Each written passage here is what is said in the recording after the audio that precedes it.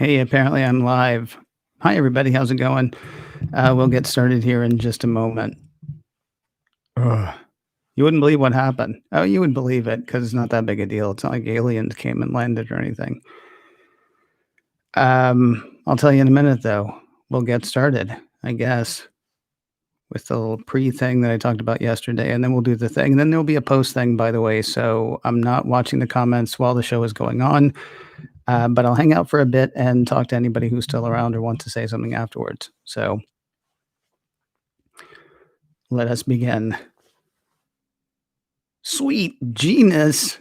And are you redecorating your home screen? It is Wednesday, the 23rd of September, 2020, and this is, I don't know, whatever this is. Hi, everybody. Welcome back, and thank you for being here. If you're here live, and if you're not here live, well, thank you for being wherever you are, and then for being here later. A couple of topics for us today. First, we're going to talk more about 5G and iPhone 5G because we got more information about that yesterday. And kind of breaking a rule, I'm going to talk about news that's actually going to be on tomorrow's macOS 10 because it feels like it would be silly to not go ahead and talk about it today since we know it. Second half of the show, we're going to talk about the customizations that people are doing with their home screen, mostly because I don't understand it. I'm not saying nobody should. I'm saying I have trepidation. I have concerns about it, which is ridiculous. It's like being concerned about something else dumb, but it's where I am. Let's start though with the thoughts on 5G. Earlier this week, we heard from AT&T Communication CEO Jeff McElfresh, and what he said basically was he doesn't think that 5G is going to be that big a deal. It sounded like he was saying he didn't think that iPhone 5G was going to be that big a deal, but the more you read into the article that I think came from CNBC, he made it sound like it really wasn't going to be that big a deal for him. And we talked yesterday here, and if you missed that show, go back because it's available. We talked yesterday here about different reasons he might be doing that. First of all, he did cite hashtag these uncertain times with an eye towards the economy, so he thinks maybe people won't want to spend as much for it. CNBC also pointed out that we don't know what the killer feature is going to be for the consumer. Lots of reasons for businesses, not a lot of reasons for consumers necessarily. They're also trying to sell fiber service. They're also still trying to sell a hard line basically into your house. Not a hard line for telephony, but, they're trying to give you cable. They're trying to give you internet service at your home. And so he's might be trying to ratchet down expectations around 5G for that. Okay, all of that is just prelude to what we heard yesterday from Mark Alera.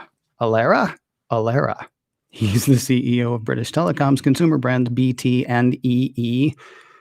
Those are two different companies, by the way. BT stands for British Telecom, and EE stands for, I don't know, the fun you might have. EE, you might say.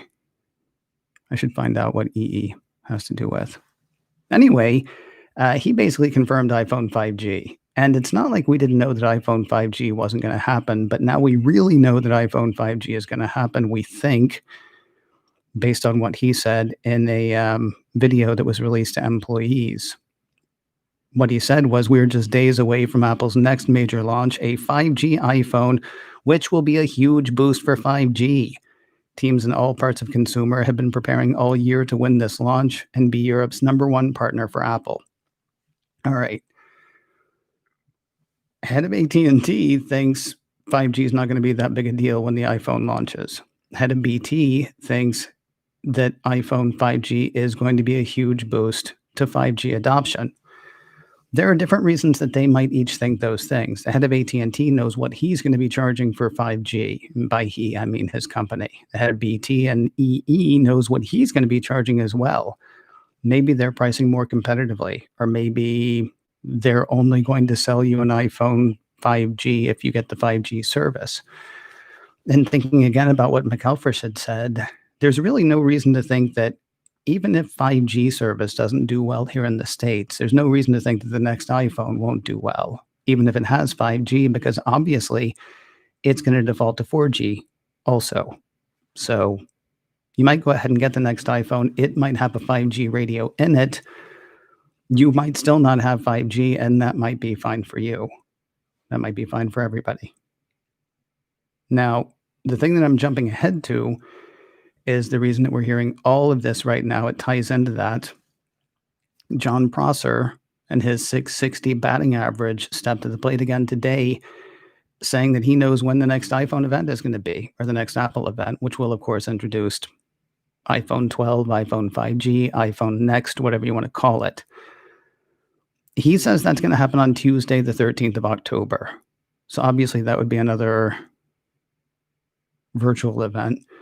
It just occurred to me, if all they have to announce is the iPhone or the iPhones, that's going to be like an hour-long commercial.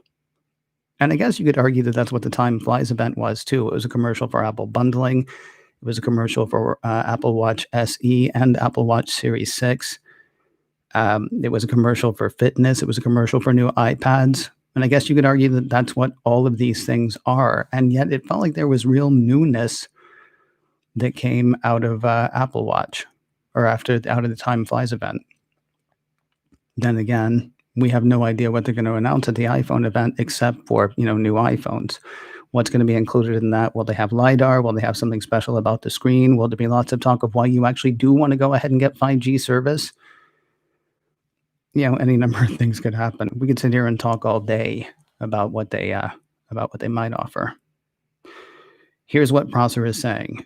They're going to make the announcement on the 13th of October. They will start pre-orders on the 16th of October, and that will be for the low-end phones, as low-end gets there. We're not talking iPhone SE, but like the iPhone 12 and the iPhone 12 Max or something like that. He's got names. I don't remember what they are because it's not fair to say I don't care, but there are some things I concern myself with more than others. What we think the names might be is not that big a deal. Although I think if it's not iPhone 5G, I'm going to be sad. But I've been sad before. It's okay. The other phones, the Pro phones, the Pro Max, whatever you want to call it, those he thinks are actually going to be announced at the October 13th event, but they will not be released, or pre-orders and release won't happen until November, which sounds kind of weird until you think about the fact that that's what they did with the iPhone 10. So the year that the iPhone 8 came out, you could get that. I want to say within a week of them announcing it, maybe a week and a half. The iPhone 10 didn't actually come out until about a month later, I believe. Now, all this raises questions to me about what we heard earlier this week from Raymond James analyst Chris Caso. He said that his checks in the supply chain indicate that Apple is going to lean harder on the high-end phones. He thinks they're going to sell out of the entry-level new phones, but they're going to ramp up production so that they have the high-end at Christmas. Something I was wondering about, and the festive season and, any other holidays that come towards the end of the year. Something that I was wondering about yesterday is not accusing Apple of anything, certainly, but it's interesting that Caso says he thinks they're going to sell out of the entry-level phones and that they're going to push hard to have the premium phones available for the holidays. Is that Apple trying to push people more towards the high-end phone? Or is it just they're running all out on what they can for the entry level? They also want to make sure that they have enough for that high end. I don't know. Hashtag these uncertain times. At the same time, it's the holidays. You spend money like it's Christmas, right? Mostly because it is. Lots of stuff we still don't know. Curious, though, are you planning on getting an iPhone 12 or whatever the next phone is? Does 5G matter to you? Do you actually plan to sign up for a 5G service of some sort? Does all this depend on price, or are you just there? Is that what Apple is going to show us at the next event? Why we need 5G, or why we'll want 5G? I'd love to hear your feedback. You can get in touch with me a couple of ways. At me on Twitter. It's at macOSKen, twitter.com/macOSKen. You can also leave comments on this video. I know I'm not reading them right now. I will check them later, but I will also check them later. In fact, some of the feedback that we've got later in the show comes from some of the comments that were left on yesterday's video. So there you go. And the other thing is you can email me, info@macosken.com. That is info@macosken.com. In just a minute, we're going to talk about redecorating the home screen, a little home screen redecoration. Before we do that, though, I want to remind you about another show that I do. It's a show that's actually been going, I want to say it's 4 years this month. Hits episode 200 tomorrow, Thursday, the 24th of September. It is the checklist brought to you by Secure Mac. It has been through a few different iterations. I'm working on getting a guest. I know what time it is. I'm working on getting a guest for tomorrow's checklist. If we don't have that, we'll just go over some general security news and information, things like that. A couple of stories, kind of a security news roundup, I suppose. I hope the guest comes through, but it's getting late, so we'll see. Anyway, 200 episodes there as of tomorrow. Some of it is just sort of like general, like passwords, do's and don'ts, things like that. The first things that you want to do are the things you want to do before you sell an old Mac or an old iPhone. 2FA 101 is actually one of my favorite episodes that we've done, all about two-factor authentication and different forms of that. Really a lot of great stuff there over the past 4 years. So comes out every Thursday. Please subscribe wherever you subscribe to podcasts. The Checklist by Secure Mac. And you can also check it out online, securemac.com/checklist. Right. This next thing is kind of the great toilet paper debate. Over or under? There is, of course, one right answer to that question. Whatever makes you comfortable. That's really it. I got my own answer. I'm not going to get into it because can you think of a more ridiculous thing about which to fight? A lot of people are really getting into changing their home screens. We saw an article, we heard about an article on macOS Ken this week about people that are actually making serious bank, making icons for people's home screens. Now, what's weird is I was reading an article in, iDownload blog, I think, that said, you've always been able to change the icons on your home screens. It's something you could do. Well, not always, but some shortcuts came out. And if you haven't tried this, I actually tried it last night with one of the apps I have. It's a little involved, actually changing the look of the icon. And it's also a little kludgy when you start it. Not terribly kludgy. What happens, though, is when you put the new icon on your screen, you're actually launching a shortcut. The shortcut you're launching is opening the app. So when you go and hit the new icon that you put on there, instead of opening the app, it goes to shortcuts, and then it accesses that shortcut and opens the app that you want to do. Takes about an extra half second to a second, maybe. So really not long.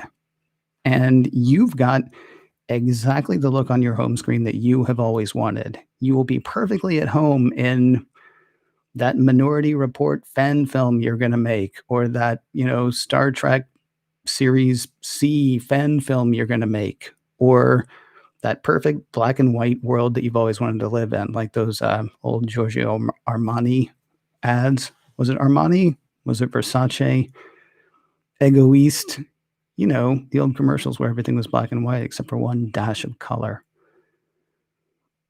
I'm curious if you're doing this. I mean, first of all, props to the people who are making money. Now, the guy or gal, I don't know which it is, that I talked about on macOS Ken, featured in, I believe it was an iMore article. Yeah, featured in that iMore article. This person did all these icons. They set up a website. They went to bed. When they woke up, they had made $5,000. When they went to sleep the next night, they'd already made $10,000. I hope this is going very well for them. This is not the kind of thing that you can just do by yourself, I don't think. If you go to their website, I mean, you can, especially if you're a designer. But this is somebody who works with color palettes, who works with design templates. This is somebody who threw together a website. I mean, they say they threw together a website in a couple of hours. I've seen it. It's beautiful. This is somebody who knows how to throw together a website in a couple of hours. There are two things that, and this is not like, oh, I'm really worried about this for the fate of the platform or anything like that. This is just me. I thought it might be fun to go through and change all of my icons, but going back to my handspring visor days, or my visor handspring, whatever, my Palm Pilot knockoff back in the day, back in 2000, I would download all of these skins and I would really like them for a day, maybe two. And then it would start to look to me like I had done something wrong. And so I'd go out and find another pack of skins and put that on. And eventually I would just go back to the OS that Palm or whomever had intended. If I'm going through and changing every icon individually, is there an easy way to get rid of all of those? Like if I go through and make all of my icons look like something like a bastardized Disney version, or make them all black and white, or make them all look 8-bit or something like that, is there a way that I can just make all of that go away? Or do I then have to go back and unhide all of the apps and get rid of all the shortcuts? Because yikes. And yeah, that's what I'm thinking about. I'm thinking, I know I'm going to get sick of it. The question is, how soon am I going to get sick of it? And how difficult will it be to change back? My counselor says I should live in the moment. It reminds me, I need to call him. Anyway, I'm curious about your thoughts on that as well. Have you actually bought any of the icons that people are out there making? Are you hitting up Pinterest to get ideas for how you want your phone to look? I did go to more of a black and white motif for mine with the new stills that came in iOS 14. You don't care. I don't blame you for not caring. It's over, by the way. That is the one answer. It's over. Unless you disagree. Got some listener feedback from some of the stuff that we've done this week. Reginald was kind enough to write in and say that I spend way too much time on the stock market. And, they don't know anything about Apple anyway. Well, they don't know anything about Apple's future plans. That's true, Reginald, but who does, really? And it gives us something to go on. When I started Mac OS Ken back in 2006, I was producing both a financial radio show and television show. So that was kind of like an easy place for me to start. That is also something that does drive a large part of, won't necessarily say Apple's fortunes, because Apple's, got a fortune. Maybe they don't care what happens on Wall Street. I know a lot of people do, though. And if suddenly everybody decided Apple wasn't worth investing in, Apple would, of course, lose a ton of market value. And then shareholders and board members might start to get upset, and you might actually see a change in what's going on with Apple's leadership. So that's one of the reasons I keep up with it, because, it does have the potential, certainly it has the potential to affect, the markets. Additionally, it does have the potential to affect how Apple is run, not day after tomorrow, but, somewhere down the road. So it's kind of habit, but also it's an easy sort of barometer, an interesting barometer to keep up with as well. Reginald also wants to know why I changed the music. Dude, 5 years. 5 years of that music. I love that music. I actually kind of go back and listen to it every now and then. 5 years. So it was time for a change for me. Vern also had a lot of thoughts on 5G, and I'll be honest, most of them were over my head. He doesn't think that millimeter wave 5G is that great, though certainly a lot of other people do. He says it's easy to block, leaves a pane of glass, certainly a brick wall in his estimation. So if you've got direct line of sight, then you're good for millimeter wave. Otherwise, he thinks it's kind of overblown. So he doesn't expect 5G to be that big a deal. He does see one silver lining, though. Apple going back to Qualcomm modems, they are a bit faster than the Intel modem. So there is that, Vern says. There is that. And, there it is. Like I say, the rest of his comments were a bit over my head, but those were comments that were left on yesterday's video. So if you want to check that one out and see what they were, that'd be fantastic. I know my call to action earlier was to talk about the checklist. Hey, look, the recycling people are here. Awesome. I know it was to talk about the checklist earlier. If you have not yet subscribed to my YouTube channel, it would be great if you did. Because I don't know when I'm going to do stuff. I don't know what stuff I'm going to do, but I would love for you to be a part of it. So it's youtube.com/KenRay. I'm posting in a few minutes there.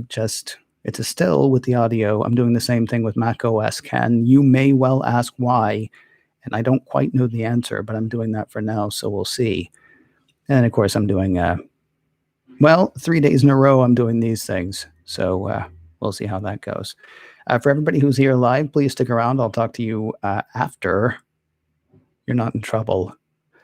For everybody who's not here live but watching later, hi, thanks. You don't need to stick around after because I can't hear you. I gotta run. And now I can look at what you guys are saying over here. Hi, everybody.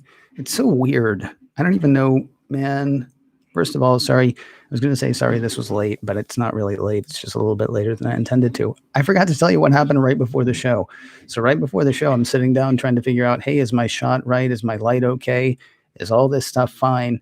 And prelude to that, I brought a glass of iced coffee with me. There's the offending bastard right there.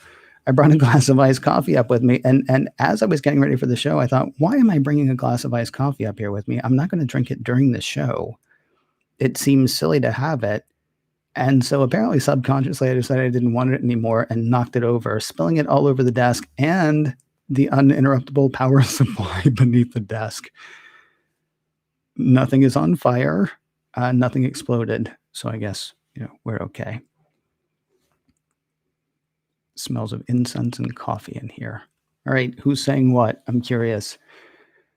EE is everything everywhere. Is that really what it stands for? Allison Pitt, everybody. Allison Pitt weighing in on EE. Is that really what it stands for?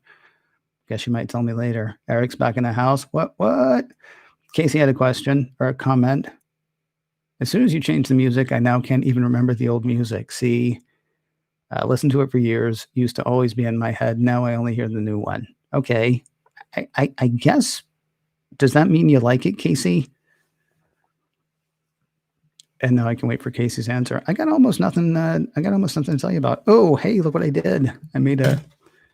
Oh, okay, cool. So Casey likes the new music. Excellent. I made a stand for my clock because in my my notebook, I made a new page of notes, and I was like, well, now I won't know where I am. Not where I am. I don't expect to lose that faculty for another 3 to 5 years. The other thing I'm wondering is, should this be an audio show? Here's something funny. macOS Ken Live, that feed is still active. I pay really little money to keep it active, but I still keep it active. And that show hasn't been on for 8 years. 8 years. Why did I keep it active? Because I'm an idiot. But maybe I'll start doing this here. Wow, somebody just joined just in time to hear me say because I'm an idiot. God bless you, whoever you are. Right, guys. I think I'm out because if I haven't heard from that checklist person, unless anybody else has anything else. Oh, well, Eric's got to go anyway, so what's the point in us sticking around? All right. Well, thanks a lot, everybody. It's a pleasure to talk to you. And yeah, we'll probably do this tomorrow. Probably. Although we already talked about one of the biggest stories for tomorrow. So maybe we'll talk about the weather. Take care.